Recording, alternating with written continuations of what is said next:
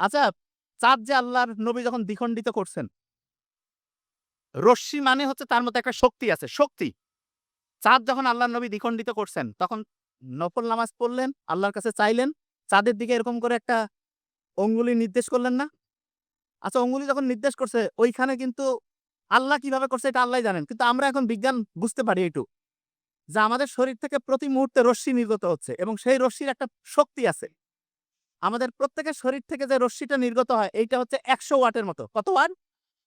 ১০০ watt. ধরেন যে একটা লাইট ১০০ ওয়াটের বাল্ব যেই তাপ দেয়, আপনার প্রত্যেকটা মানুষের শরীর থেকে পূর্ণবয়স্ক অবস্থায় ১০০ ওয়াটের মতো তাপ তৈরি হয়। আচ্ছা, এই যে এখানে যতজন আছেন, দেখেন প্রত্যেকের শরীরে তাপ বের হচ্ছে। এইজন্য এখানে কিন্তু এরকম ঠান্ডা লাগতেছে না। গরম লাগতেছে না? গরম লাগতেছে না? কারণ প্রত্যেকের শরীর থেকে ১০০ ওয়াটের মতো তাপ আসতেছে। তা আমাদের শরীর থেকে যে প্রতি মুহূর্তে টিআইআর রশ্মি নির্গত হয়, এক রকমের আইআর রশ্মি। আল্লাহর নবী যখন অঙ্গুলি নির্দেশ করছেন, এই রশ্মিটা নরমালি ১০০ ওয়াট দিয়ে তো আর চাঁদের কিছুই হবে না। কিন্তু আল্লাহ যদি চান, এরকম কি করতে পারেন না? যে সেই রশ্মিটার কম্পাঙ্ক আল্লাহ এমন বাড়ায় দিয়েছে, যে এত বহুগুণে শক্তিশালী করে দিয়েছে, যে ওইটা যে চাঁদের যে গোটাল কাঠামো, সেই কাঠামোটা ভাঙতে পারে।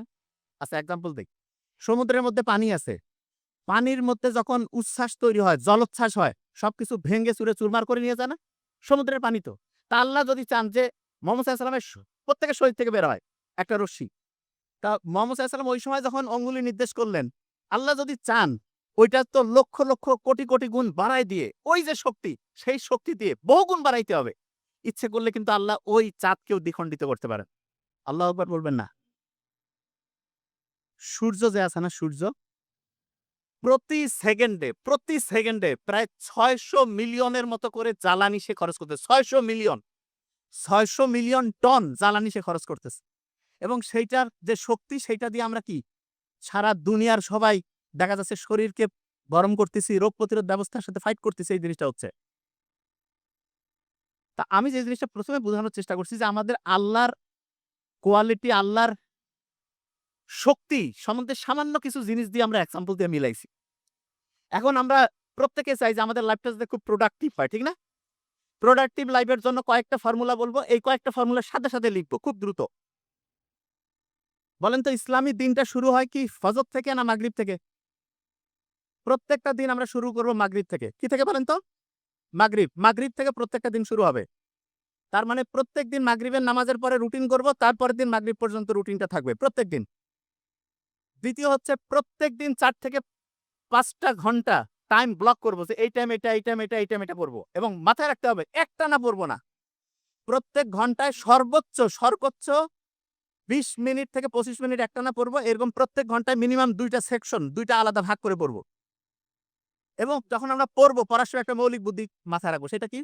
আমরা যখন পড়তেছি না, পড়ার সময় বাম হাতটা মুষ্টি করে ধরেন তো, মুষ্টি করে ধরেন। বাম হাতটা মুষ্টি করে ধরবো যখন আমরা পড়বো একটা জিনিস। যখন আমি রিভিশন দিব, তখন বাম হাতটা মুষ্টিটা ছেড়ে দিলাম, ডান হাতটা মুষ্টি করে ধরবো। রিভিশন দেওয়ার সময় কোনটা? ডাইন হাত মুষ্টি করে ধরবো রিভিশনের সময়। খেয়াল থাকবে? রাতে ঘুমানোর আগে রিভিশন, সকালে ঘুম থেকে উঠে রিভিশন। প্রত্যেক ঘন্টায় বুক ভরে একটু শ্বাস নেন।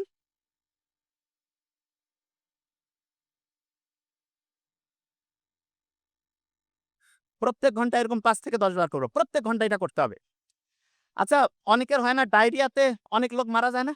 শোনেন, ডায়রিয়া যখন হয়, তখন একটা কোষের সাথে আরেকটা কোষের কথা বলা বন্ধ হয়ে যায়, কানেকশন নষ্ট হয়ে যায়। এবং ডায়রিয়া যদি হয়, এটা খুব ইম্পোর্টেন্ট। ডায়রিয়া যদি কারো হয়েছে এবং ওই সময় যদি দেখেন যে তার প্রস্রাব হচ্ছে না, তাহলে সাথে, সাথে ডাক্তারের কাছে নিয়ে যাবেন। না হলে দেখা যাবে আল্লাহ না করুক কিডনি ফেইলিউর হয়ে লোকটা মরে যেতে পারে। ডায়রিয়া হয়ে গেলে স্যালাইন তো খাওয়াবেনই। তার সাথে জিঙ্ক আছে না, জিঙ্ক। প্রত্যেকদিন জিঙ্ক খাইতে হবে ১৫ দিনে ২ বার করে ১৫ দিন। এবং ওই জিঙ্কটা কি করবে জানেন? ডায়রিয়া হলে আমাদের যে ডাইজেস্টিভ সিস্টেম আছে না, সেইটা এবড়ে-থেবড়ে হয়ে যায়। ওই যে হঠাৎ করে গাড়ি চালাইতে গিয়ে অ্যাক্সিডেন্ট হইলে শরীরে কোন জায়গায় একটা এই ছিলে যায় না? ঐরকম ডাইজেস্টিভ সিস্টেমটা ওইরকম ছিলে যায়। ওই যে আপনি জিঙ্কটা খাইলেন, সেটা ডাইজেস্টিভ সিস্টেমটাকে সুন্দর করে রিপেয়ার করে। মলম যেমন একটা জায়গাকে সুন্দর করে রিপেয়ার করে, ওই কাজটা করে। এবং আরেকটা কাজ করে, সেটা কি? সেটা হচ্ছে ওই জিঙ্ক আবার আপনার যে ডাইজেস্টিভ সিস্টেম, সেখানে পানি ধরে রাখতে সে হেল্প করে। এটা একটা ইম্পোর্টেন্ট।